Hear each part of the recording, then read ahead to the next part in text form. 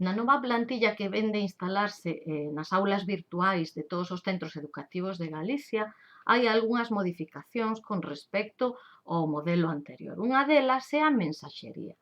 Agora, para acceder ás mensaxes, temos que ir aquí enriba aos nosos datos persoais que se recollen todos neste menú e premer en mensaxes. Isto nos levaría a esta pantalla onde podemos escoller un usuario, vale?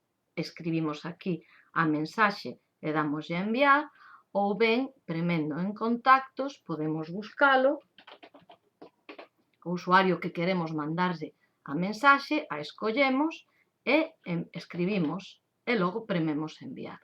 Ben, outra forma de acceder a esta pantalla de mensaxes é dende aquí arriba.